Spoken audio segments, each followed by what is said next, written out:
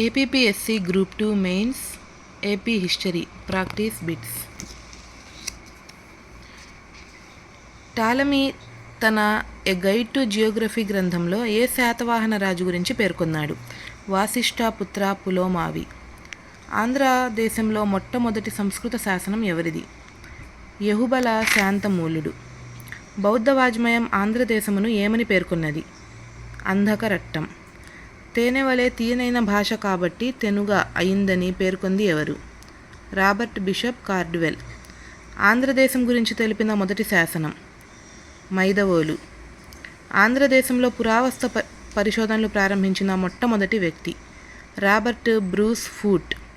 కడప జిల్లాలోని పాలగిరిలో గవాక్షాలు కలిగిన దాల్మెన్ శవపేటికలను కనుగొన్నది ఎవరు? Martin wheeler. బిళ్ళస్వరం గుహలు ఏ జిల్లాలో ఉన్నాయి? కర్నూలు. కొత్త రాతి యుగాన్ని నాగరిక విప్లవంగా పేర్కొన్నది గార్డెన్ చైల్డ్.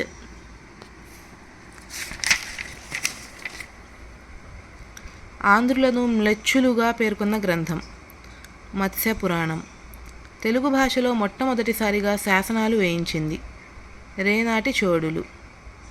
ప్రాకృత భాషా సాహిత్యంలో ఆంధ్రులను ఏ విధంగా పేర్కొన్నారు? అంధకులు. ఆంధ్రుల గురించి మొట్టమొదట ప్రస్తావించిన ఆర్యుల బ్రాహ్మణం ఐతరేయ బ్రాహ్మణం. ఆంధ్ర అనే పదాన్ని తొలిసారిగా ఉపయోగించిన బ్రాహ్మణం ఐతరేయ బ్రాహ్మణం. ఆంధ్రులను యాదవ జాతి అని వర్ణించిన పురాణం భాగవత పురాణం.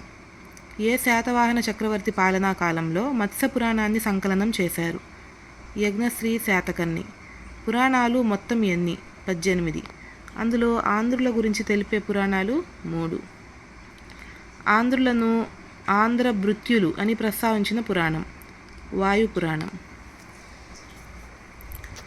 వాల్మీకి రచించిన ఆదికావ్యం రామాయణం. ధరణికోటకు రాజధానిని మార్చినది రెండో పులోమావి. బౌద్ధులకు 100 నివర్తనాల భూమిని దానం చేసింది ఎవరు? గౌతమిపుత్ర శాతకర్ణి. మత్స్య పురాణం మొదటి శాతకర్ణిని ఏమని పేర్కొన్నది? మల్లకర్ణి. శాతవాహన రాజు శ్రీముఖుని నాణేలు దొరికిన ప్రాంతం కోటిలింగాల. ఆంధ్రాలో అతి ప్రాచీన బౌద్ధ స్తూపం ఎక్కడ కలదు? భట్టిప్రోలు. ధరణికోటకు గల మరొక పేరు ధాన్యకటకం. గుల్మిక పదాన్ని పేర్కొన్న శాసనం మ్యాకధోని. ఇటీవల శాతవాహనుల కాలం నాటి హిందూ దేవాలయాలు ఎక్కడ బయటపడినవి? వీరాపురం. శాతవాహనులలో జైన మతస్థుడిగా పేరు పొందిన రాజు శ్రీముఖుడు. ఆంధ్రదేశం వస్త్ర పరిశ్రమకు ప్రసిద్ధి చెందింది అని తెలిపే జాతకం భీమసేన జాతకం. వాత్సాయనుడు కామసూత్రాలను ఏ భాషలో రచించెను? సంస్కృతం. దక్షిణ భారతదేశం మొత్తాన్ని ఏకం చేసి పరిపాలించిన రాజవంశం శాతవాహన రాజవంశం. ప్రాచీన శిలాయుగంలో మానవులు గుంపులుగా వెళ్ళడాన్ని ఏమంటారు? కుదురు. ప్రాచీన శిలాయుగంలో మానవుడు ఉపయోగించిన రాయి పేరు కార్డజైట్. నీటి ప్రవాహంలో దొరికిన గుండ్రని రాళ్లను ఉపయోగించి తయారు చేసే పరికరాలు సోహానియన్ పరికరాలు అంటారు.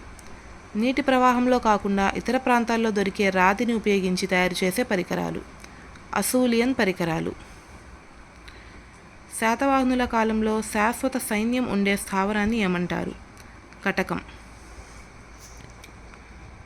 శాతవాహనుల కాలంలో ధాన్య రూపంలో వసూలు చేసే భూమి శిస్తుని ఏమని పిలిచేవారు? మేయం. లింగంలో శివుణ్ణి చూసి ప్రసిద్ధిగాంచిన శివలింగం ఎక్కడ కలదు? గుడిమల్లం. శాతవాహన పాలకుడిని రాజన్ అనే పదంతో పేర్కొన్న తొలి శాసనం ఎక్కడ లభ్యమైంది? నాసిక్. సహపాణుని జోగల్ తంబి నాణాలను తిరిగి ముద్రించిన శాతవాహన రాజు గౌతమిపుత్ర శాతకర్ణి. కొండా కుందాచార్యుడు యొక్క అసలు పేరు పద్మనంది భట్టారకుడు. బౌద్ధ సన్యాసుల విశ్రాంతి మందిరాలను ఏమని పిలుస్తారు? విహారం. బౌద్ధుడు ఆంధ్రదేశంలో ఎక్కడ ధర్మబోధ చేశాడు? ధాన్యకటకం. శాతవాహనుల కాలం నాటి ఏకైక రాతి గుహాలయం గుంటుపల్లి. నాగార్జునుడు సుహృల్లేఖ అనే గ్రంథాన్ని రచించి ఎవరికి అంకితమిచ్చాడు? యజ్ఞశ్రీ. ఆంధ్రదేశంలో అమరావతి స్తూపమును నిర్మించిన వారు మహాదేవ భిక్షువు. అమరావతి స్తూపంపై కనిపించిన తెలుగు పదం నాగబు. 1926లో నాగార్జున కొండను కనుగొన్న పురావస్తు పరిశోధకుడు ఎవరు? ఏఆర్ సరస్వతి. శ్రీపర్వతంపై నాగార్జునుడు స్థాపించిన విశ్వవిద్యాలయం ఏది? నాగార్జున. తెలుగులో తొలి శాసనం కలమళ్ళ శాసనం. విదేశీ దండయాత్ర చేసిన మొట్టమొదటి శాతవాహన చక్రవర్తి హాలుడు. సోమదేవసూరి రచించిన గ్రంథం పేరు? కథా సరిత్ సాగరం.